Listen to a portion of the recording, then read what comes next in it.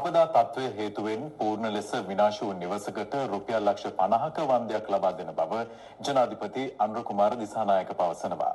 ජනාධිපතිවරයා සඳහන් කළේ නිවස පිහිටි භූමියද විනාශ වූ යත්නම් තවත් ලක්ෂ 50ක් ලබා දීමට රජය කටයුතු කරන බවයි. අයවැය තුන්වැනි වර කියවීමේ විවාදයට එක් වෙමින් ජනාධිපතිවරයා ආපදා සහන සම්බන්ධයෙන් දැනුවත් කළා. ඉදිරිපත් කරන්න පටන් ගත්තා. මේ අයවැය ලේඛන නතර කර අලුත් අයවැය ලේඛනයක් ගේන්න අපි සූදානම් නැහැ. මේ අයවැය ලේඛනේ අපි සංවර්ධන ඉලක්කයක් තියෙනවා. මේක නිකන් දත්ත එකතුවක් නෙමෙයි.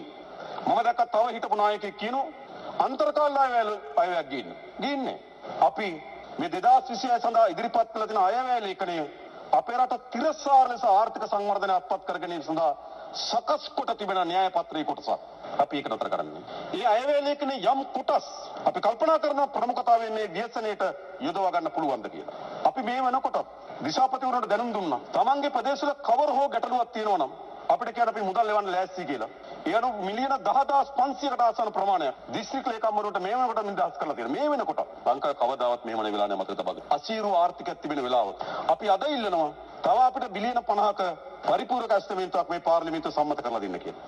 අපි ගාව තව මිලියන 22.2ක් බිලියන 22.2ක් තියෙනවා. ඒ කියන්නේ බිලියන 72.2ක් අද පහනම් ඉදිරි දින 25ට වියදම් කරන්න තියෙනවා අපිට. ඒ වගේම අපි දන්නා ගෙවල් දොරවල් විනාශ වෙලා තියෙනවා. අඩුම ගෑස් සිලින්ඩරයක් ගන්න ඕන. ලිපක් ගන්න ඕන. නිදියන මෙට්ටයක් ගන්න ඕන. නැවත ජීවිතය ආරම්භ කරන්න ඕන ඒගොල්ලෝ. ඒ නිසා අපි දැන් කල්පනා කරනවා මේ බිලියන 72.2 හරහා ආපදාවෙන් බලපෑමට ලක් වූ නිවාසවල නැවත පදිංචියට අත්‍යවශ්‍ය මුළුතැන්ගේ බඩු මුට්ටු ආදිය මිලදී ගැනීම සඳහා නිවසේ අයිතිය නොසලකා එක් නිවසකට ඒකකයකට එකවරක් පමණක් ගෙවන රුපියල් 50000ක දීමනාවක් දෙන්න. මේ හැම නිවසකටම අර 25000 දීමනාව අද සහ හෙට දෙනවා. මේක අපි අද කැබිනට් මණ්ඩලයේ සම්මත රැස් වෙලා අපි අද මේ චක්‍රලේඛන සම්මත කරනවා. අද රාත්‍රියේ මේ චක්‍රලේඛන ගහනවා. චක්‍රලේඛන නිකුත් කරනවා. ඒ අනුව ඒ මුදල් ප්‍රතිපාදනයෙන් කරන්න පුළුවන්. ඊළඟ නිවාස නැති කෙනෙකුට මාස 3ක කාලයක් එනම් 2025 දෙසැම්බර් හා 2026 ජනවාරි පෙබරවාරි මාස සඳහා ඒ ගෙදරකට යාම සඳහා රුපියල් 25000ක් දෙන්න අපි තීරණය කළා තියෙනවා. අවතෙන් කඳුරේ ඉන්න පුළුවන්. නැත්තම් 25000ක් අරගෙන නිවාස කුලියේ යන්න පුළුවන්. අපි මේක මාස 6 දක්වා දීර්ඝ කරන්න අපේක්ෂා කරනවා. 25000 මාසෙකට 25000 බැගින්. හැබැයි ජීවන උපාය හානි වෙලා තිබෙනවා. ඒ නිසා අපි දෙසැම්බර් ජනවාරි පෙබරවාරි කියන මාස 3 සඳහා ඒ අවතන් නිවාස අහිමිලා අවතන් වූ පවුලකට අවතන් කඳුරේ ඉන්නවනම් කුලී නිවාසයකට යනවනම් බේදකින් තොරව රුපියල් 50000ක මාසික දීමනාවක් ලබා දෙනවා. මාස 3ක් අඛණ්ඩව මේ 50000 ගන්න ලබා දෙනවා. මේ ජීවත් වෙන පුරවැසියන්ට ජීවන උපාය මාර්ග සකස් කර ගන්න තියෙනවා. ඊළඟ ප්‍රධාන ප්‍රශ්නේ තමයි දෙන්නෙක් නම් ඉන්නේ මාසෙකට 25000ක් දෙනවා. දෙන්නට වඩා වැඩි ඉන්නවනම් 50000ක් දෙනවා. මේ චක්‍රලේඛන අපි ඉඟුත් කරනවා. ආපදාවෙන් බලපෑමට ලක් වූ වී ධාන්‍ය වර්ග බඩිරිඟු වැනි ඒවා සඳහා හෙක්ටයාරයකට 1,50,000ක දීමනාවක් දෙනවා. අපේ අපේක්ෂාව තියෙන මොකද්ද?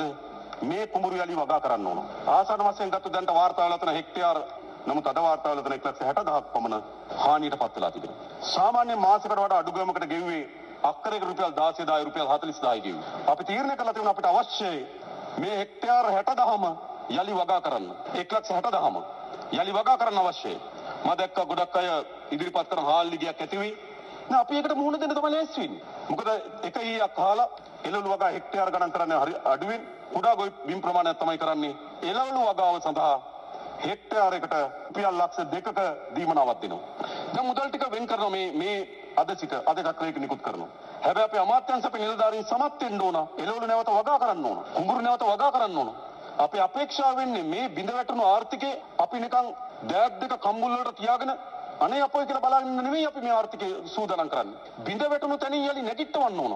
නැගිටවන කුසකර්මාන්තේ ප්‍රමුඛයි. ඊළඟ විශේෂයෙන්ම ආපදාවට බලපෑමට ලක් වූ සත්ත්වපාලන ගොවිපළවල්. අපේ ප්‍රශ්නයක් තියෙනවා. සූකර ගොවිපළක් නැවත පටන් ගන්න.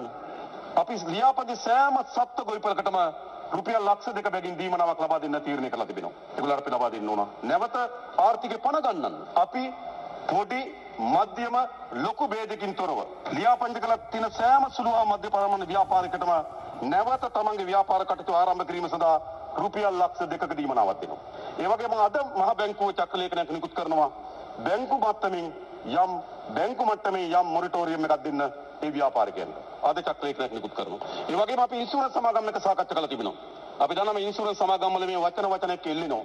රෙජිස්ටර් වෙලා තියෙන ඕනෑම දීවර බෝට්ටුවක් පූර්ණ හානියට පත් වෙලා තියෙන මුදියන්න බැරි නම් අපි මේ හැම බෝට්ටුවකටම රුපියල් ලක්ෂ 4ක දීමනාවක් දෙන්න යෝජනා කරනවා. ආපදාවට ලක්වුණු පාසල් සිසුන්ට රුපියල් 25000ක දීමනාවක් ආපදාවට පත් වුණු ළමයෙකුට නැවත පාසුකම් සහිත පාසල් යාම සඳහා ලබා දෙනවා. ලක්ෂ 50 දක්වා හානිපූර්ණ දීමනාවක් දෙන්න අපි කටයුතු කරනවා. ලක්ෂ 50 දක්වා ව්‍යාපාරය නැවත ආරම්භ කරන්න, ගොඩනැගිල්ල නැවත ආරම්භ කරන්න. හැබැයි ඒ ගොඩනැගිල්ල හානියට ලක් වෙලා තියෙන ප්‍රමාණය අනුව ලක්ෂ 50ක් දෙනවා. එවැනි ගොඩනැගිල්ලක් නැවත ආරම්භ කරන්න. ආපදා බලපෑම හේතුවෙන් පූර්ණ වශයෙන් හානි සිදු වී ඇති පදිංචි වීමට නොහැකි නිවාස සඳහා නව නිවසක් ඉදි කර ගැනීමට ලබා දෙනු ලබන දීමනාව. සාමාන්‍යයෙන් ඉස්සර දුන්නේ කොච්චරද? මේ සැරේදී අපි නිවසක් අහිමි වුණු අයට නිවස ඉදි කර ගැනීම සඳහා ලක්ෂ 50ක් ලබා දෙනවා. ඉඩමක් නැත්නම් රජයෙන් ඉඩමක් දෙන්න ඉඩම් නැත්නම් ලක්ෂ 50 දක්වා දීමනාවක් දෙනවා. ගේ හදන්න දීපු ලක්ෂ 50ට අමතරව ඉඩමක් මිලදී ගැනීම සඳහා ලක්ෂ 50 දක්වා දීමනාවක් ලබා දෙනවා. ඔවුන් සුරක්ෂිතව යලි පදිංචි කිරීම අපේ රජයේ වගකීම ලෙස සැලකෙන නිසා. ඔව් ඉඩමයි ගේ දෙකම ගියා නම් රුපියල් කෝටියක් හම්බ වෙනවා. අපි ආපදාවට පත් වෙලා තියෙන නිවාසයකට උපරිම ලක්ෂ 25 දක්වා ඒ ගෙවල් යලි ප්‍රතිසංස්කරණය කර ගැනීම සඳහා මුදල් දෙන උපරිම ලක්ෂ 25. කහඩුවක් ගියත් ලක්ෂ 10යි.